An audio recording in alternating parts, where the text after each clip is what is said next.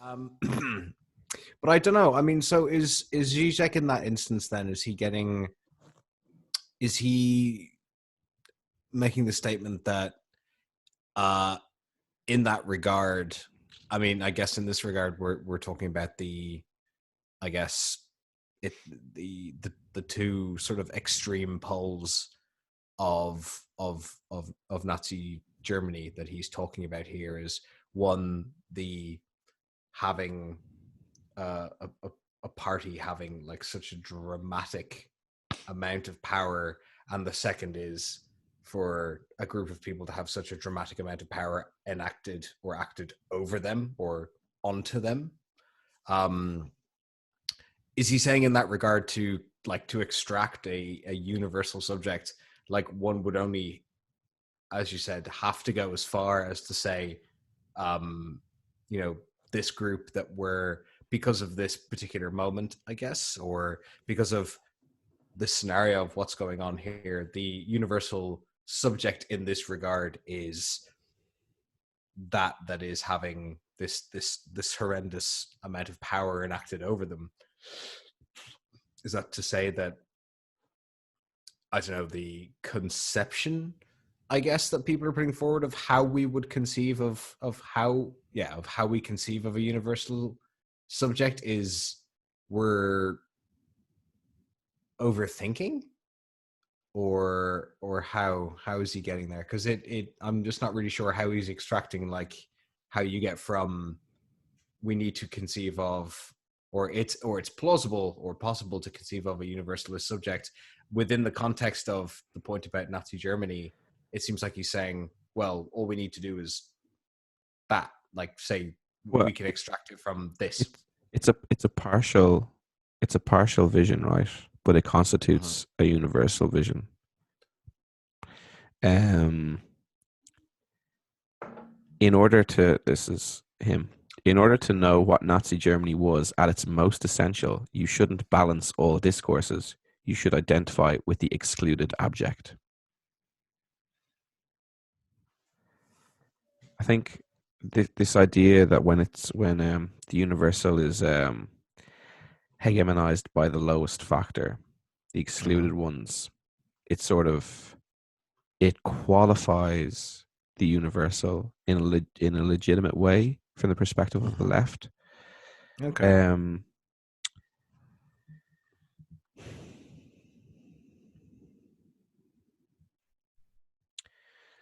because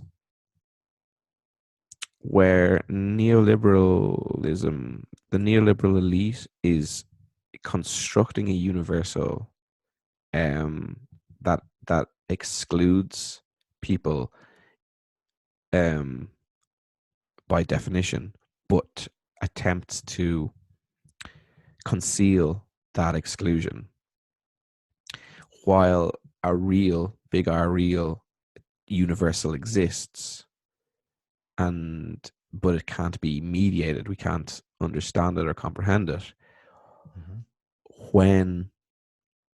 when it's articulated. So the inverse of what the neoliberal elite are doing, constructing a universal consensus, which by definition excludes people, and then enact the cultural interventions that papers over this exclusion, reinforcing the impression of consensus.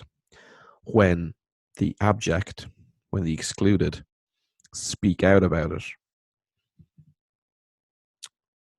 they are talking about a universal situation because they're included in the universal real, but they're talking about this universal in a different way, that they're experiencing the power of the act of mediating the universal. So I suppose it kind of it's just a different way of saying what Lachlan and Mouffe are talking about. Um, in communism, or in like Soviet Russia, um,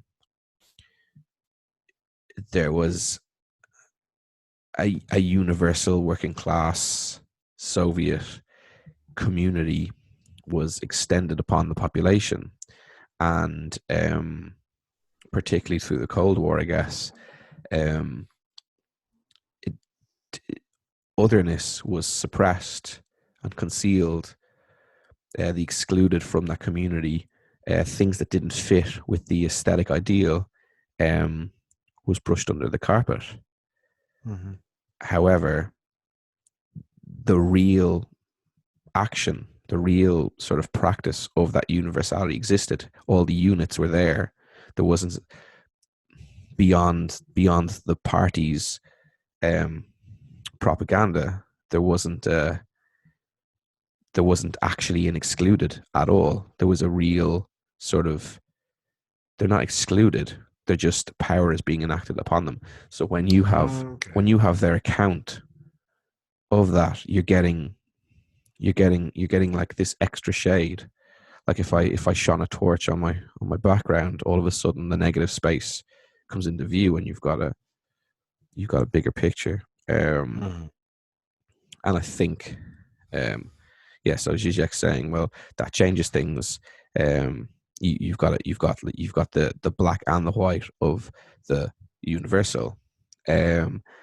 But this is what Lachlan Move are saying, because they're saying, well, listen, you can't have the working class as the privileged identity or subject position, because you suppress that, what's happening in the negative space. Mm-hmm. So I mean, I guess when they're talking about the impossibility of the universal subject, they're talking about this sort of superficial construction. So when other people are talking about it in the political, when other people are talking about it for political reasons, but maybe not necessarily in a political sense, you're getting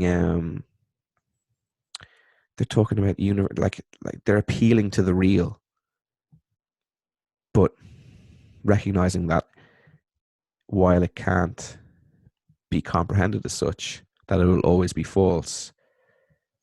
As Zizek says, well, identifying with the lowest excluded member of that is sort of good enough. Okay. All right.